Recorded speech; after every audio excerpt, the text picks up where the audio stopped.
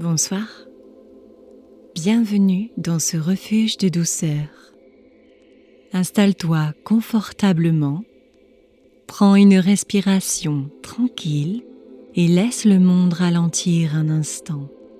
Ce soir, je t'emmène dans une nouvelle histoire douce et apaisante, comme une petite parenthèse loin du bruit et de l'agitation.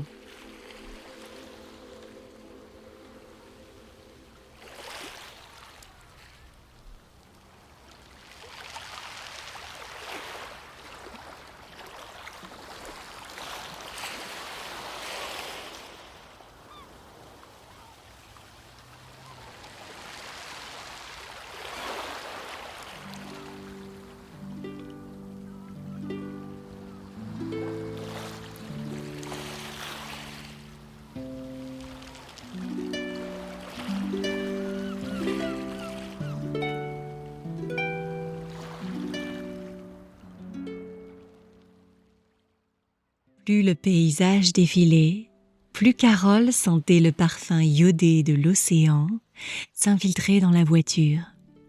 L'air soulevait doucement ses cheveux qui venaient caresser ses joues. La température était agréable en cette fin d'après-midi du mois d'août. Après plusieurs heures de trajet, l'horizon laissa enfin apparaître l'immensité de l'Atlantique.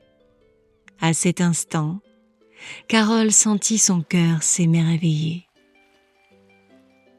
Elle arrivait enfin au cottage qui l'attendait pour ses vacances en solitaire.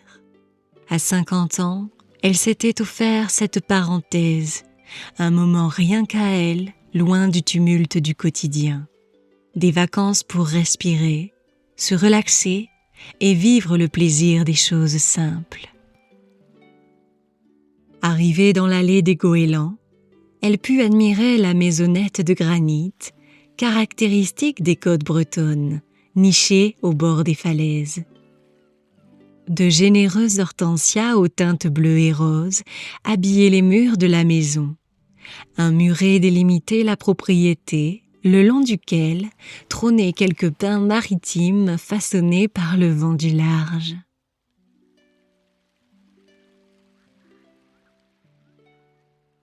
Carole se sentit aussitôt apaisée. Cet endroit allait être sans aucun doute un cocon de douceur et de ressourcement. Elle poussa le portillon en bois bleu patiné par les embruns. Les volets assortis encadraient les fenêtres fraîchement rénovées. Au centre de la façade, la porte d'entrée en arche se cachait sous un charmant rosier jaune grimpant. En franchissant le seuil, Carole fut accueillie par une délicate senteur fleurie, mêlée aux notes boisées de la cheminée. Sur la table du salon, reposait un magnifique bouquet de genêts cueillis dans les environs. À ses côtés, une bouteille de cidre artisanale était accompagnée d'un petit mot d'accueil. Cette délicate attention la toucha.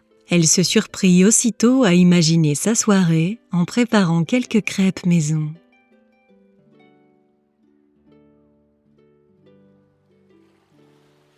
Après avoir posé sa valise dans la chambre, elle ouvrit en grand les fenêtres du salon. Elle ferma les yeux, prit une profonde bouffée d'air et se laissa envelopper par les effluves marines. Le soleil encore haut dans le ciel faisait scintiller des milliers d'éclats de lumière sur les vagues hypnotiques. Au fond du jardin, un portique s'ouvrait sur un sentier bordé d'ajoncs et de bruyères. Il serpentait jusqu'à une crique de sable, lovée en contrebas des falaises, où le ressac semblait cadencer paisiblement la fin de journée. Dans la cuisine, Carole s'empara d'un vieux livre de recettes bretonnes. Les pages légèrement jaunies semblaient avoir servi à de nombreuses générations de gourmands. Une recette de crêpes traditionnelle attira aussitôt son regard. La cuisine rénovée avec goût avait conservé tout le charme des cottages d'autrefois. Les meubles en verre amande s'accordaient avec le plan de travail en chêne massif. Des étagères en bois accueillaient quelques bols en grès, des pots en céramique et une collection de tasses dépareillées. Une vieille bouilloire, couleur crème, reposait sur la cuisinière rétro, prête à chanter au moindre frémissement de l'eau. Carole versa la farine dans un grand saladier, ajouta les œufs, le lait, puis remua délicatement la pâte à l'aide d'un fouet.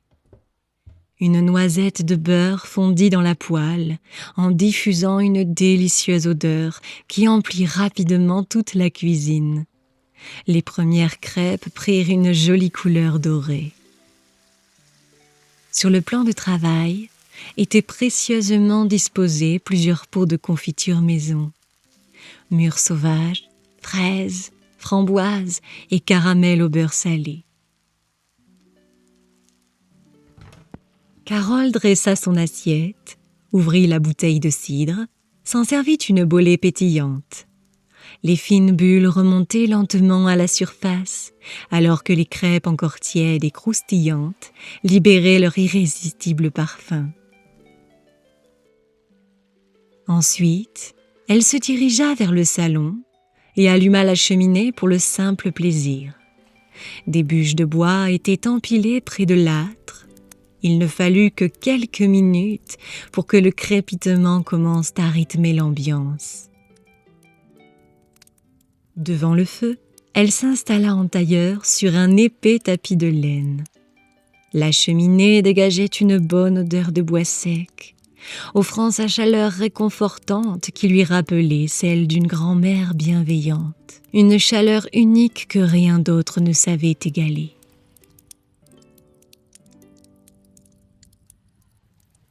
Carole dégustait ses crêpes dans le calme de la soirée, se laissant émouvoir par les flammes qui dansaient. Elle se dirigea ensuite vers l'extérieur, où le soleil commençait à baisser pour rejoindre l'horizon. Une tisane fumante et un plaid en mohair sur les épaules, elle s'installa confortablement dans un transat et profita du spectacle. Les vagues au loin la berçaient. Des oiseaux marins planaient au-dessus de l'océan, flirtant avec les vagues. D'autres encore se laissaient porter par les flots. Les dernières lueurs du jour enveloppaient le paysage de nuances dorées, orangées puis rosées.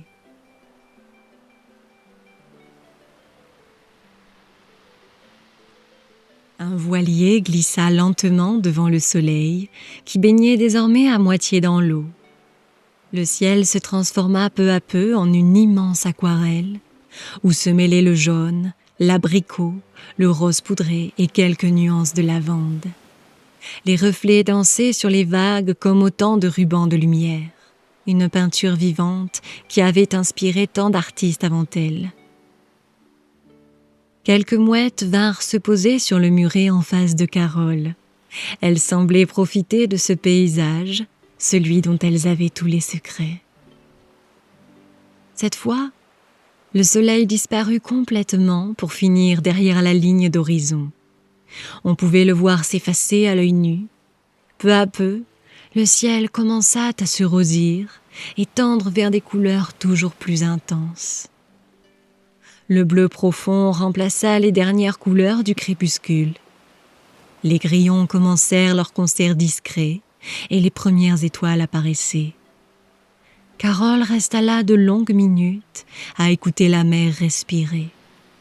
Elle se dit que cette première soirée était exactement ce dont elle avait besoin. Le lendemain, elle partirait découvrir les sentiers côtiers, les petits ports de pêche, les marchés bretons et les plages secrètes. Mais ce soir-là, il n'y avait rien d'autre à faire que savourer cet instant. Parce que la Bretagne avait ce pouvoir singulier de ralentir le temps. Et parfois, il suffisait d'un cottage face à l'Atlantique, d'un feu qui crépite et du murmure des vagues pour se sentir pleinement à sa place. Même assise face à cette immensité, Son regard semblait voyager bien au-delà, jusque dans les contrées que seul l'esprit savait explorer.